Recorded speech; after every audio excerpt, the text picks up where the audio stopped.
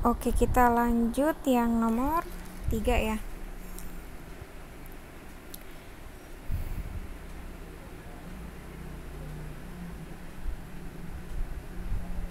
Oke. Berarti dijawab D kali P per L sama dengan M kali lambda. Kita masukkan ya D-nya. D-nya kan 2 kali 10 pangkat min 3, kemudian P-nya 8,6 kali 10 pangkat min 4 ya. Harusnya min 4 di sini. Dibagi 3 sama dengan 2 lambda. Lanjut, hasilnya 17,2 kali 10 pangkat min 7. Itu yang benar ya, ini salah ketik aja. Terus kemudian lambdanya sama dengan 2,87 kali 10 pangkat min 7 meter. Atau kita ubah ke nanometer ya, ke nanometer. Jadi hasilnya 287 nanometer. Meter ke nanometer itu 10 pangkat 9. Oke, lambdanya itu kita dapat 287 nanometer. Oke, soal yang nomor 4. Dua celah yang berjarak 1 mm disinari cahaya merah dengan panjang gelombang 3 kali 10 pangkat min 7 meter. Garis gelap terang diamati pada layar yang berjarak 1 meter dari celah. Berapakah jarak antara gelap kedua dan terang ketiga? Di sini berarti diketahui apa? Dua celah yang berjarak, berarti jarak antar dua celah itu 1 mm ya. Simbolnya apa? Simbolnya D. Jadi D sama dengan 1 mm. Kita konversikan dulu satuannya ke meter. Jadi 10 pangkat min 3 meter. Kemudian garis gelap terang diamati pada layar yang berjarak 1 meter dari celah. Berarti ini apa? L-nya. Jarak layar ke celah itu L itu 1 meter. Kemudian panjang gelombangnya 3 kali 10 pangkat min 7. Yang ditanya berapa jarak antara gelap kedua dan terang ketiga? Gelap kedua sama terang ketiga. Berarti itu apa? Delta P-nya. Delta P dari gelap kedua. Gelap kedua kita simbolkan G2. Kemudian terang ketiga kita simbolkan T3. Nah, untuk menentukan delta P-nya, delta P itu contohnya dari G2 ke G3 itu 1 delta P. Ya, 1 delta P. Kalau dari G2 ke G4 berarti itu 2 kali delta P. Kita langsung aja jawab.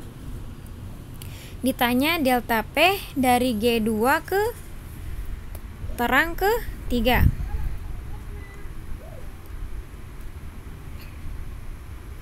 Nah, rumus delta P sama dengan lambda kali L per D. Ini rumus umumnya atau rumus awalnya itu D kali P ya. Sama dengan lambda kali L. Ini rumus awalnya. Jadi kalian masukkan aja. Lambdanya tadi berapa? 3 kali 10 pangkat min 7. L-nya dikali 1 ya.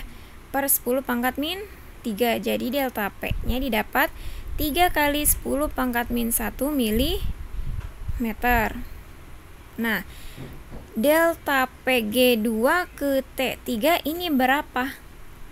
1,5 delta P. Tadi kan Ibu sudah bilang ya, delta P itu dari G, misalnya dari gelap ke gelap itu 1 delta P, ya kan? Misal dari gelap kedua ke gelap ketiga itu 1. Kemudian kalau dari G2 ke G4 berarti itu 2 kali delta P. Seperti itu. Kalau delta P dari G2 ke T3 itu berarti berapa? 1,5 ya. Kan dari G2 ke G3 itu 1 kali delta P. Kemudian T3 itu setengah. Ya. Jadi 1,5 delta P. Bisa dipahami ya? Ibu ulangi lagi, untuk menentukan berapa banyak delta P, itu contohnya G2 ke G3 1 ya. 1 kali delta P. Terus kalau G2 ke G4 berarti 2 kali delta P. Di sini yang kita cari dari gelap kedua ke T ketiga ya. Jadi 1,5 ya. Jadi 1,5 delta P. Nah, kemudian 1,5 dikalikan dengan delta P-nya. 3 kali 10 pangkat min 1, hasilnya 0,45 mm. Itu.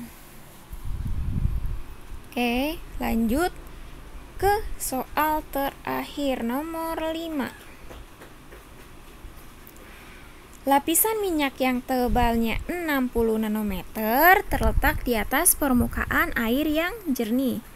Cahaya jatuh tegak lurus pada lapisan tersebut. Jika diketahui indeks bias lapisan 4/3, tentukan panjang gelombang cahaya yang digunakan agar tampak interferensi maksimum orde kedua pada cahaya pantul. Jadi diketahui D-nya 60 nanometer diubah ke meter ya. Jadi 6 kali 10 pangkat min 8. Kemudian R-nya 0 derajat. Kenapa di sini 0 derajat tuh? Jika cahaya jatuh tegak lurus pada lapisan, maka besar cahaya tersebut diteruskan sehingga sudut biasnya itu 0 derajat. Kemudian indeks bias. Indeks bias itu simbolnya apa? N ya. Jadi N sama dengan 4/3. Orde kedua diinterferensi simbolnya apa? M ya. Jadi M sama dengan 2. Ditanya panjang gelombangnya, tinggal kalian masukkan aja rumusnya. Jadi 2 kali N kali, itu kali ya, 2 kali N kali D cos R sama dengan M ditambah setengah kali lambda. Ini untuk lapisan interferensi, lapisan minyak atau lapisan tipis ya. Tinggal dimasukkan saja ya step by stepnya. Kemudian kan dapat tuh lambda sama dengan 6,4 kali 10 pangkat min 8 meter. Oke. Sekian dari pembahasan latihan soal gelombang cahaya. Nanti kalian pelajari aja pelan-pelan ya dari nomor 1 sampai nomor 5. Udah, sekian dari Ibu. Mudah-mudahan kalian mengerti.